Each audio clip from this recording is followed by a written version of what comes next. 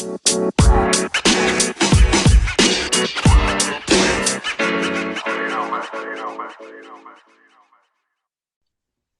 semuanya, selamat datang di episode 00 podcast Buku LPDP bersama gue Betari Kesmanegoro, tanpa beasiswa tetap bisa. Pada episode kali ini, gue akan ditemani editor tercinta buku LPDP alias lembaran pelajar dana pribadi, Aninta Mamudi. Halo Aninta. Halo Betari. Dan salah satu penulis buku ini, Kresna Siagian. Halo Kres. Hai Betari, apa kabar? Baik, terima kasih. Selamat datang Ninta dan Kresna. Jadi langsung aja nih ke pertanyaan yang mungkin orang-orang tanyakan ya paling sering. Idenya tuh dari mana sih? Apakah ini dari Kresna atau dari Ninta nih? Ide buku LPDP ini. Kresna berarti yang jawab ya? Apa gue? Boleh. Siapa Lo juga aja deh, boleh. Kres, lo aja. Ya, thank you banget nih Betari pertanyaannya nih. Memang betul juga banyak dari teman-teman gue dan juga beberapa orang yang belum gue kenal kemudian beli bukunya itu mempertanyakan gitu. Kok bisa sih kepikiran untuk bikin buku seperti ini gitu. Nah, sekedar cerita sebelumnya itu gue juga pernah nulis bareng sama teman-teman lainnya di buku PPI Dunia. Judulnya itu Perantau Ilmu Amerika Eropa. Nah, ketika gue nulis buku itu, gue melihat bahwa hanya ada 2 orang nih yang kebetulan nggak pakai beasiswa yang nulis di buku Perantau Ilmu Amerika Eropa. Oke. Mm-mm. Jadi dari Nah, sini jadi munculnya ide di mana kayaknya kali ini teman-teman pelajar Indonesia di luar negeri tanpa beasiswa angkat bicara nih, gitu Kres.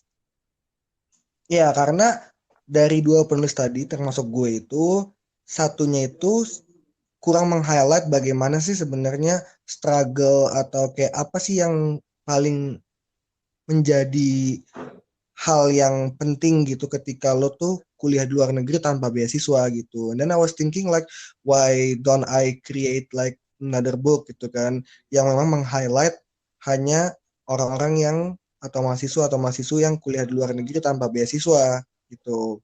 Jadi Oke. setelah punya pemikiran seperti itu, gue coba kontak ke teman-teman lainnya, yaitu 11 orang penulis lainnya untuk bergabung sama-sama menulis buku LPDP. Itu cerita awalnya, backgroundnya sih gitu. Oke, dan ngomong-ngomong 11 penulis ini nih, gue tanya ke Ninta ya. Ninta, siapa aja sih 11 penulis lainnya ini selain Kresna, dan mereka ini dari negara mana saja ya? Oke. Bismillahirrahmanirrahim. Semoga gue nggak kelupaan nyebut satu orang. Oke. Catat nih. Pertama, jelas Kresna dari Belgia. Terus ada Rivelino Wardana dari Belanda. Terus ada Betari Kesmanegoro, host kita hari ini dari Prancis ya. Terus ada Gustika Yusuf Hatta dari Inggris. Ada Imawati Harun dari Jepang. Terus Dileta Drupadi dari Australia. Leroy nama panjangnya siapa ya? Aku lupa. Tapi Leroy dari Finlandia. Terus ada Nadi Hairi dari Amerika. Ada Helman atau kita biasa panggilnya Heina dari Itali. Terus ada Mbak Diah Meita dari Ceko. Dan yang terakhir ada Immanuel Hakiki dari Jerman. Aku nggak kurang orang kan, Bismillah. Kurang satu orang. Siapa? Yang paling rajin ngurusin Instagram kita. Ngomong-ngomong Instagram, oh my god, iya aku lupa. PDP. Iya dia, sorry Bara, aku lupa ada Hasmar Hussein Batubara dari Mesir. Yeah. Berapa Nita, berapa ya. Jadi kembali lagi nih pertanyaan. Terima kasih Nita sebelumnya. Kembali lagi pertanyaan untuk Kresna. Gimana sih cara lo nge-reach 11 orang ini? Apakah sebelumnya lo udah kenal mereka atau ada kenal dari mutual friends atau gimana nih Kres? Dan gimana cara lo meyakinkan mereka, ayo kita bisa nih tulis buku. Apalagi kan gue yakin pasti 11 teman lainnya ini belum pernah nulis buku kayak lo nih. Gimana cara lo juga ngangkat kepercayaan diri mereka untuk menulis? Oke, itu pertanyaan yang berat banget ya, langsung banget masuk ke inti buku ini by the way. Jadi kayak hard selling nih. Jadi gini, waktu awalnya gue ngontak mereka itu bisa dibilang tuh hampir semua kenal secara pribadi. Oke. Karena ketemu langsung di beberapa event PPI dunia. Tapi ada juga yang gue belum ketemu langsung, yaitu si Didi yang dari Aussie. Kemudian juga gue belum ketemu sama Betari dari Prancis yang dua-duanya dikonekin sama Gustika. Tapi sisanya itu gue udah ketemu langsung. Jadi gue udah tau lah cerita mereka seperti apa. Ketika gue ajak mereka, gue ceritakanlah bahwa teman-teman ini kita punya satu keadaan yang sama. Kita kuliah di luar negeri tanpa beasiswa. Gue bilang kalau gue sih ngerasanya adalah suatu privilege yang seringkali itu nggak dipahami oleh orang. Yaitu dalam artian ketika orang kuliah ke luar negeri tanpa beasiswa, seringkali dipikir seperti bahasanya tuh putra sultan gitu kan, anak sultan. Karena mungkin nggak mikirin biaya gitu. Tapi menurut gue itu nggak signifikan karena tuh ketika kita kuliah di luar negeri tanpa beasiswa, banyak banget hal-hal yang memang akarnya itu dari finansial, tapi tuh merembet ke yang lain-lain. Dan itu ngebentuk mental gitu. Dan teman-teman lainnya juga nggak semuanya punya pengalaman kerja gitu misalkan. Ya. Tapi juga mereka punya hal yang sama-sama kita itu rasakan di luar negeri, yaitu bagaimana kita bisa menjadi orang yang justru tuh mencari hal lain selain pendidikan. Jadi ini buku juga menceritakan mengenai pelajaran hidup gitu.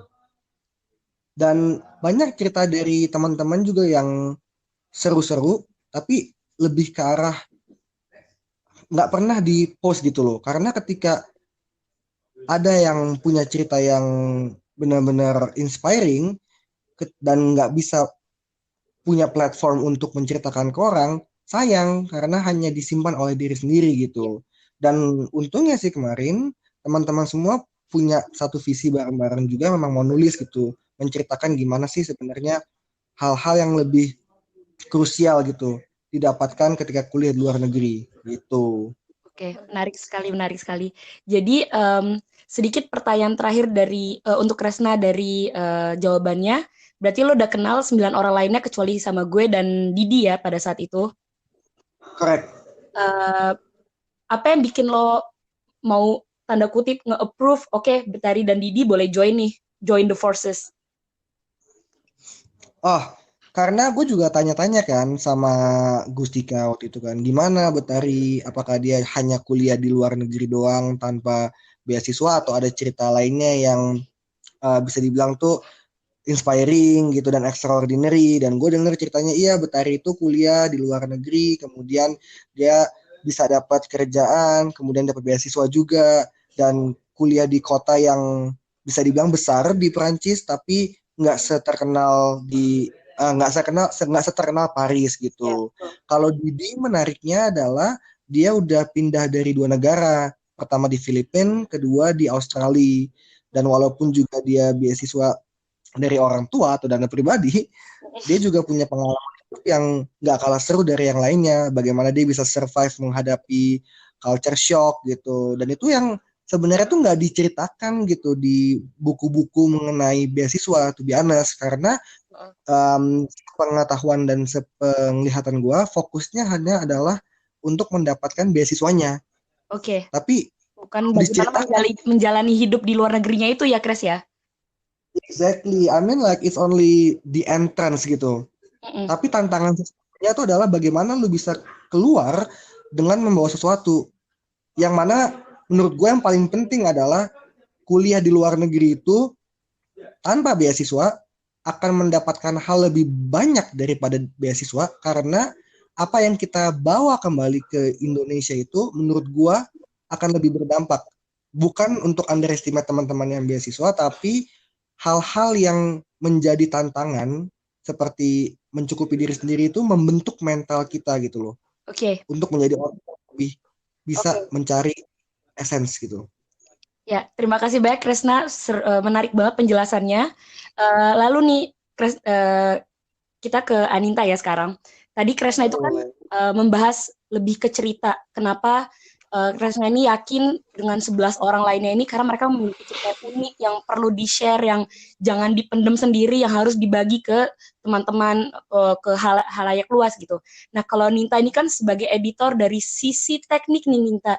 Gimana reaksi Ninta waktu Ninta ini menerima hasil tulisan para penulis nih? Karena pasti penulis kan memiliki gaya menulis yang berbeda, tata bahasa yang mungkin ya pasti sangat berbeda. Mungkin ada yang nulis dengan super baku atau super santai. Gimana nih menurut Ninta waktu menerima hasil tulisan 12 penulis ini? Oke. Gue sih udah bisa mengekspektasi akan seperti apa sih ketika gue dapet, karena rata-rata buku yang kumpulan tulisan selalu lebih capek dibanding buku-buku yang ditulis oleh satu orang doang. Jadi pas waktu itu tuh kayaknya naskahnya belum semuanya ngumpulin, kayak baru 90%-nya lah, kira-kira 8 orang lah kayaknya, seingat gue ya. Yeah. Karena Kresna tuh waktu itu belum selesai, dia ngasih deadline dan dia belum selesai, gila apa. Terus Mbak Diah waktu itu juga masih sibuk banget. Gue lupa dia kayaknya waktu itu lagi masa-masa mau kelulusan atau kayak gimana, jadinya dia agak telat dari deadline waktu itu. Dan ada Nadi juga yang telat kayaknya ya. Nah, enggak kok, Nadi ada. Oke. Tapi kayaknya dia revisi lagi deh. Jadi dia ada 2 tulisan gitu. Nah, terus ya udah kan pas pertama gue baca, wah, aduh, gue boleh berkata kasar nggak? Silakan. Jujur, silakan. Gue pas, oh my god, gimana ya? Gue capek nih, gue baru baca doang. Itu kan, jadi Kresna kan bikin peraturannya adalah satu orang tuh 20 halaman ya, kira-kira. 20 halaman, 12 pencerita. Gue udah ngebayangin bahwa gue akan apa ya, ibaratnya akan muak sendiri gitu loh, karena banyak banget cerita orang masuk ke dalam gue dan gue harus nyerap itu semua gitu. Jadi kalau misalkan kita ngedit, ketika editor ngedit, dia tuh biasanya terserap ke dalam tulisan si penulisnya, dan gue akan keserap ke 12 pribadi yang berbeda. Dan gak semuanya memang bagus sih, gak semuanya udah rapih, tapi gue bisa ngelihat kalian kalau nulis tuh terstruktur gitu loh, ada alurnya yang jelas, walaupun gaya menulisnya beda-beda dan gak semuanya bisa bahasa tulisan yang baik. Jadi ada yang ragamnya baku banget, kayak Nadi tuh cenderung baku banget, terus Bara juga cenderung baku, kayak iya, kayak karya sastra gue bacanya, ya Allah. Terus sementara kan gue editor buku non-fiksi ya gitu, jadi ketika baca karya sastra gue jadi kayak ikutan mendayu gitu ke dalamnya, sangat-sangat sesuai, gue bisa ngebayangin baru tuh orang Melayu gitu. Terus ketika gue masuk ke tulisan Rivel sangat anak blok banget gitu, terus tulisan Heina yang penuh, gak gitu men, jadi gue tuh kayak, wah nih orang kayaknya swag banget nih kayak gitu. Terus masuk ke tulisan Betari sama Ima yang relatif netral. Jadi tuh kayak, oh di sini gue istirahat kayak gitu. Terus gue masuk ke tulisan Gustika yang padat banget informasinya. Terus gue masuk ke tulisan Hakiki yang, wah gila, kok gue capek ya kayak gitu. padat banget juga. Gue waktu itu tuh telepon sama Hakiki, ini gue boleh nge-cut banyak nggak? Terus dia bilang, gue waktu itu mau nge-cut banyak, terus dia bilang ini esensinya banyak nih. Gue mendengarkan gitu kan, oh iya, aduh gimana ya gue mempersingkatnya, aduh waktu itu panjang banget soalnya kayak gitu. Wah macem-macem sih. Tulisan Kresna juga sebenarnya nggak rapi-rapi banget, tapi karena gue udah pernah ketemu tulisan Kresna sebelumnya di buku Perantau Ilmu, gue udah bisa tahu, oh ini nanti yang dirapiin apa aja kayak gitu ya. Banyakan sih akhirnya gue fokus tuh ngerapiin kalimat, karena banyak banget kalimat-kalimat gak efektif dari teman-teman, sama diksi-diksinya gue bikin lebih luas, karena banyak banget yang diksinya tuh mungkin karena jarang baca buku bahasa Indonesia juga, diksi yang dipakai tuh monoton kayak gitu. Oke. Jadi lo setuju ya Nin kalau misalkan gaya menulis seseorang tuh juga bisa menunjukkan kepribadian orang tersebut gitu ya? Setuju sih, bahkan gue mungkin bisa melihat rutinitas sehari-harinya mereka, bagaimana cara mereka bercakap-cakap, apa yang mereka baca, kayak gitu. Oke, dan sejauh ini gimana menurut lo? Terbukti nggak apa yang lo pikirkan? Pasti kan lo punya first impression nih pas baca buku kita, dan akhirnya lo berkomunikasi dengan 12 orang penulis ini. Itu terbukti nggak antara first impression lo sama pas ngobrol, iya orangnya ternyata bener seperti yang gue pikirin? Kayak sebagian besar iya deh. Cuman yang gue gak nyangka lo setalkatif ini sih bentar. Gitu ya. Iya, gue udah kayak orangnya kayak yang gue bisa nilai serius, emang orangnya serius nih kayak gitu. Terus kayak yang gue yang kelihatannya kayak Heina gitu, tulisan sama orangnya beneran ternyata swag dan agak cuek ya kayak gitu. Iya benar-benar. Dan kira-kira nih sebelum lo menerima hasil tulisan kami 12 orang ini, lo punya ketakutan nggak? Kira-kira ceritanya takut nih kurang informatif, karena kan kembali lagi tujuan penulisan buku ini adalah untuk sharing pengalaman kita, bagaimana kita bisa hidup tanpa beasiswa, antara ketakutan ceritanya kurang informatif atau tidak sesuai dengan tujuan buku. Ada nggak ketakutan seperti itu? Gue lebih takut tulisannya itu, karena gue yakin Kresna juga udah ngajakin orang-orang yang yang udah punya story dan perbedaan yang jelas dari cerita-ceritanya. Dari pengalaman buku sebelumnya kan pasti dia juga udah belajar. Nah, itu dia yang kayak kalau misalkan udah pernah nulis buku sebelumnya kan dia tahu kekurangan dan kelebihan buku sebelumnya. Jadi dia bisa memperbaiki di buku selanjutnya, yaitu buku LPDP ini kayak gitu. Jadi malah gue lebih takut ini orangnya baru-baru semua nih, gimana ya gitu. Oke. Jadi lebih ke teknis ya ketakutannya. Oke. Sebelumnya terima kasih terima kasih sekali lagi ke belibet sekarang ngomongnya. Terima kasih sekali lagi buat Kresna dan Ninta. Jadi kita akan istirahat dulu beberapa menit sebelum kita maju ke periode berikutnya. Sorry nih, gue mungkin sesi berikutnya. Terima kasih. Sesi berikutnya. Ada mau jadi demisioner kalau periode berikutnya. Sesi berikutnya akan lebih membahas mengenai proses pembuatan ini, dan kali ini mungkin fokusnya lebih ke Ninta sebagai editor, sudut pandang Ninta sebagai editor, dan ya banyak hal lagi yang akan kita gali di sesi berikutnya.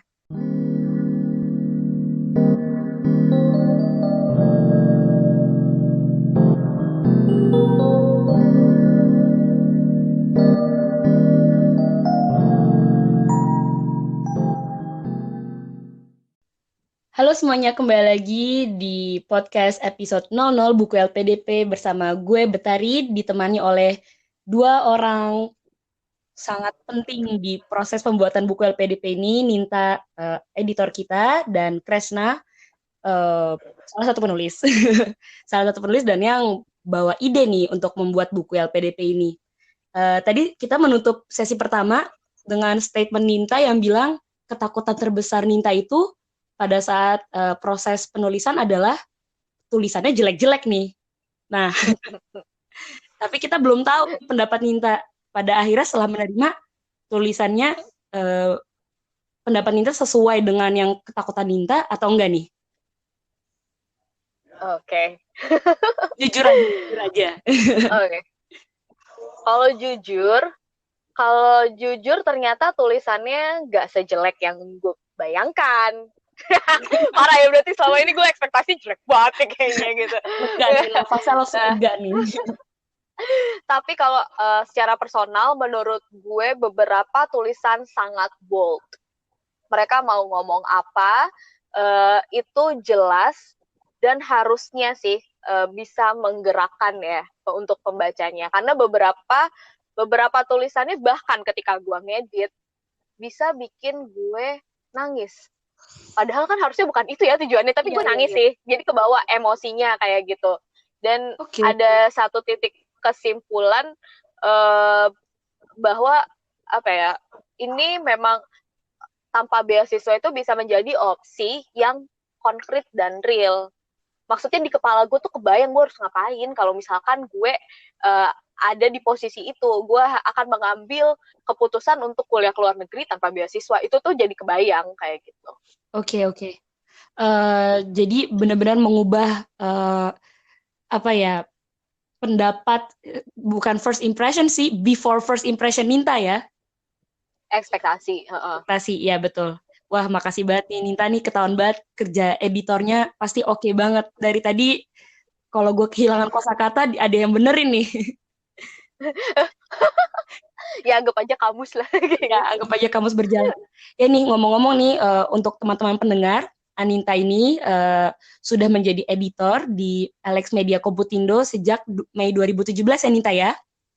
Jadi Iya, Mei kita 2017. memang di dunia pereditoran ini bisa dibilang baru tapi masih hijau ya.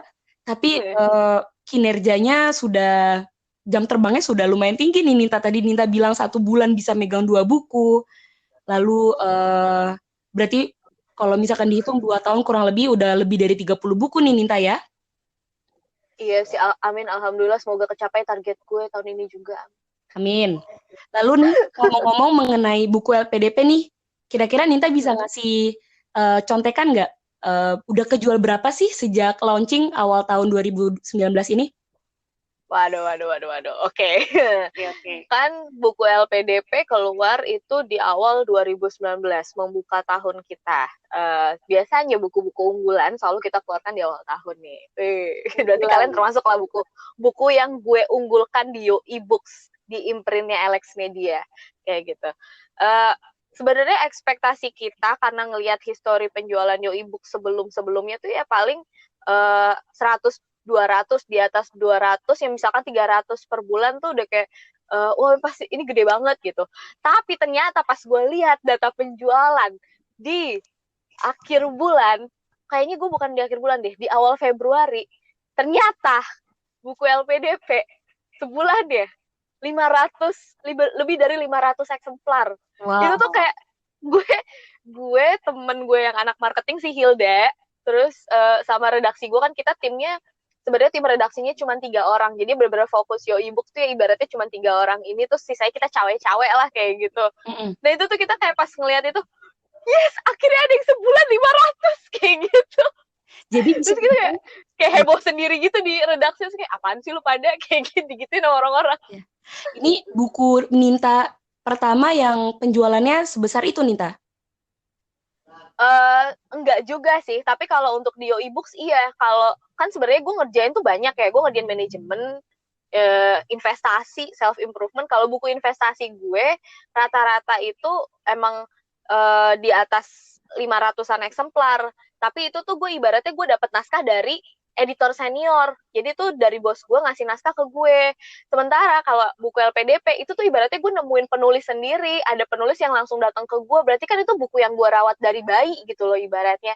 Jadi tuh senengnya tuh beda gitu loh, kayak iya akhirnya ada buku yang emang gue temuin sendiri, ada mutiara di dasar lautan, di dalam kerang yang gue temuin terus gue asah sendiri gitu loh. Jadi kayak aku melihat anakku berjalan gitu. Oke, gimana nih Kresna?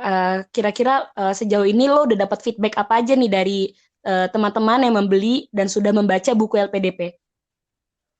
Oke, kalau misalkan dari teman-teman gue pribadi ya, jelas mereka itu beli karena mereka tahu gimana perjuangan gue di Belgia gitu.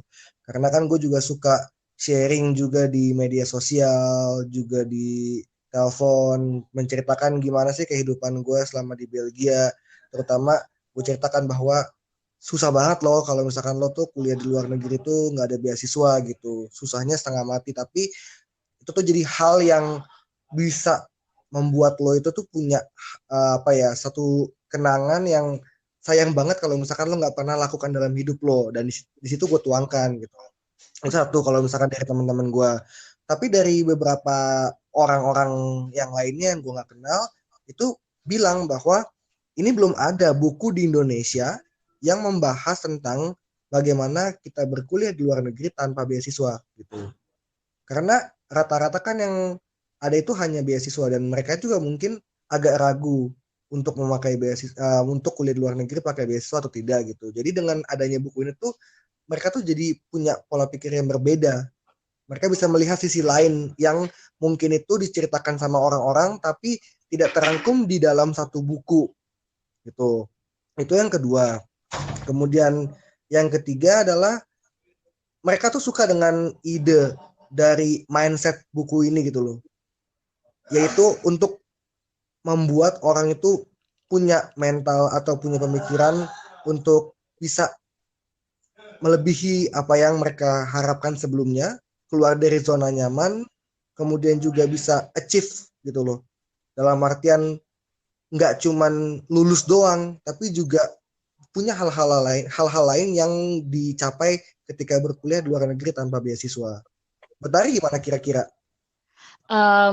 Kalau gue tuh kebetulan banyak yang gue tahu yang beli buku gue itu dari teman-teman yang gimana sih menjelaskannya? Eh, Adik-adik kelas yang sekolah di sekolah-sekolah gue dulu dari mungkin dari SD, SMP atau SMA. Karena kebetulan ini titip sekalian mau promosi promosi.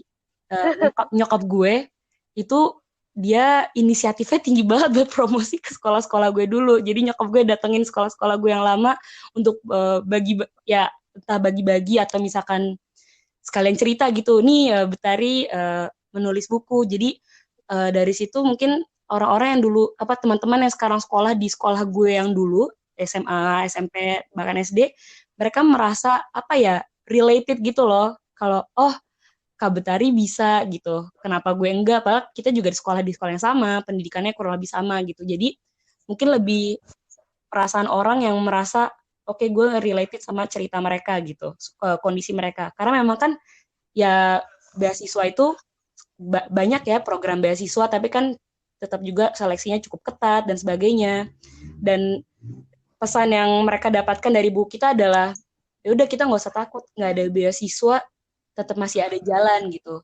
Kayak misalkan nanti mungkin uh, teman-teman yang lain akan menceritakan di episode mereka masing-masing bagaimana mereka bisa memperjuangkan diri dengan bahkan ada yang mempunyai keterbatasan finansial ya untuk tetap berangkat ke luar negeri gitu.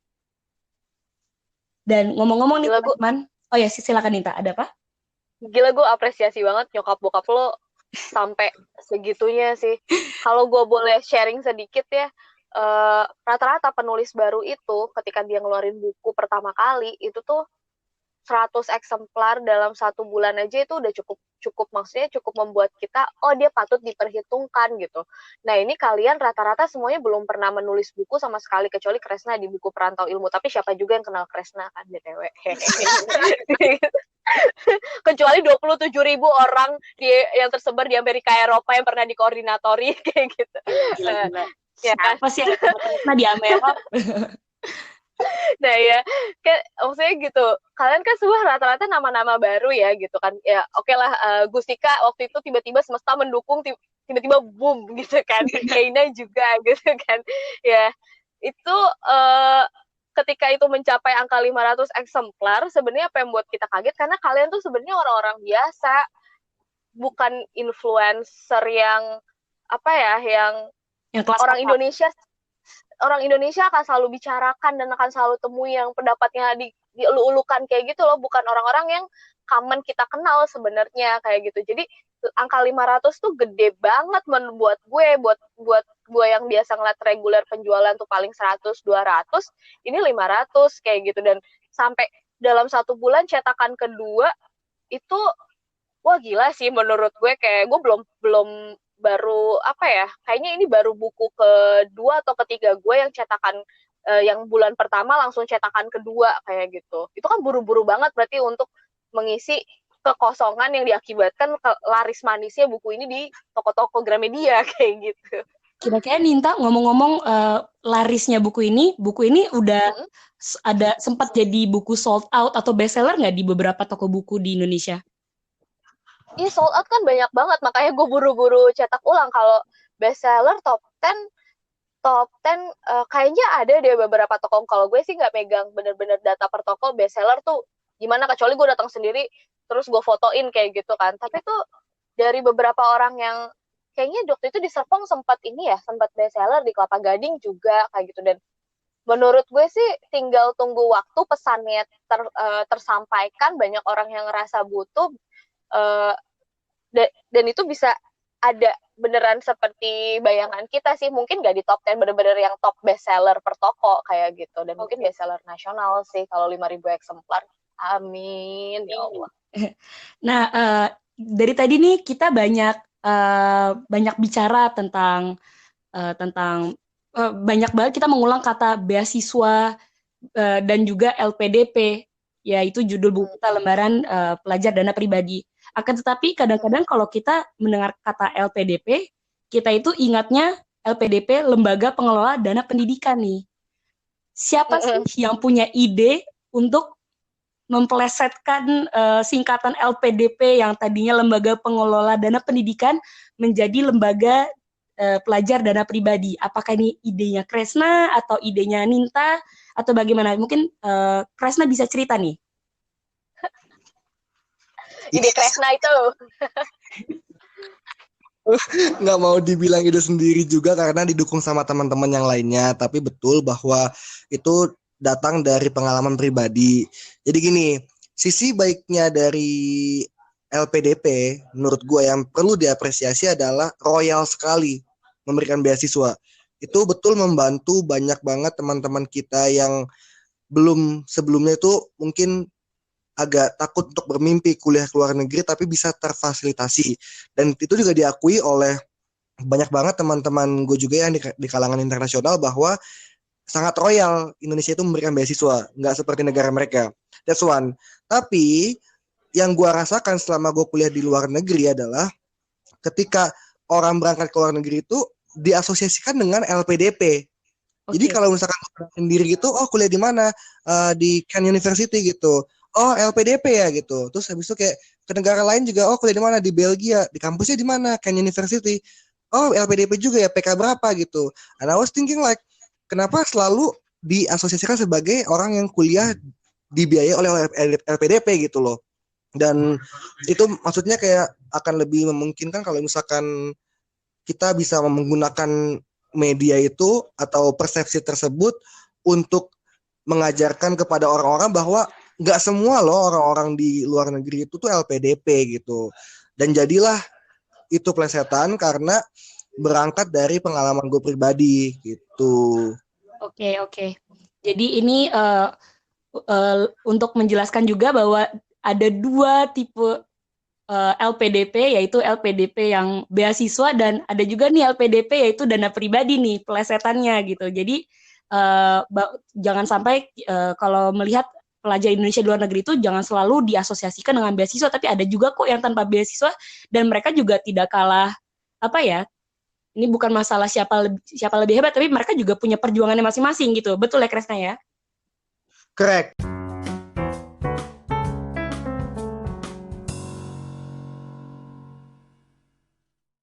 Oke guys, makasih banget buat Ninta dan Kresna untuk waktunya, untuk sharing mengenai proses pembuatan buku ini, mengenai ide munculnya inisiatif pembuatan buku ini. Banyak hal jujur yang gue sebelum wawancara podcast ini, gue nggak tahu, jadi ini informatif juga justru untuk gue yang, padahal gue juga salah satu penulis gitu. Ngomong-ngomong nih, gue punya pertanyaan terakhir untuk Ninta. Ninta, setelah membaca 12 cerita berbeda dari 12 negara, kira-kira lo punya keinginan nggak nih untuk melanjutkan studi di luar negeri? Dan kalau iya, lo pingin ke negara yang mana nih? Ini jujur pertanyaan yang berat sih. Karena kalau misalkan ditanyain beberapa bulan yang lalu, iya gue pengen kuliah ke luar negeri. Mungkin sampai sekarang gue masih merasa ada di dalam diri gue itu sebagai suatu kewajiban. Tapi kalau personally speaking, saat ini gue nggak pengen kuliah dulu, tapi mungkin nanti gue akan kuliah ke luar negeri dan gue akan tahu itu mau ke negara mana. Karena gue butuh reason yang kuat, gue pengen belajar apa lagi, gue butuh waktu karena itu gue akan memakai waktu gue yang saat ini gue merasa apa yang gue jalani sudah sangat bermakna kayak gitu. Jadi, tapi buku ini sih benar-benar membantu gue untuk melihat lebih banyak hal ya, ada perspektif baru dan gak memberikan gue hal yang monoton seperti oh ya udah gue berjuang untuk dapat kampusnya, dapat beasiswanya, terus gue tinggal kuliah. Tapi dia bisa ngasih lihat gue struggle apa sih yang akan gue hadapi ke depannya, dan itu yang membuat gue sebenarnya agak sedikit ragu-ragu sih saat ini. Apakah gue cukup kuat mental untuk melalui pengalaman tersebut kayak gitu. Jadi ini memang masih proses masih mikir-mikir gitu Ninta ya.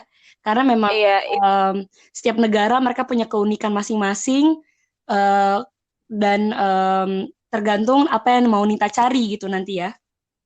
iya, karena gue akhirnya melihat bahwa ini tuh gak sekedar hanya lo mendapatkan pendidikan yang baru, lo akan mendapatkan kehidupan yang baru, mungkin akan mengubah hidup lo secara keseluruhan, dan gue gak mau itu menjadi keputusan yang gue ambil secara prematur, atau keputusan yang kayak, karena gue ngelihat orang-orang udah banyak yang keluar negeri, kayak gitu.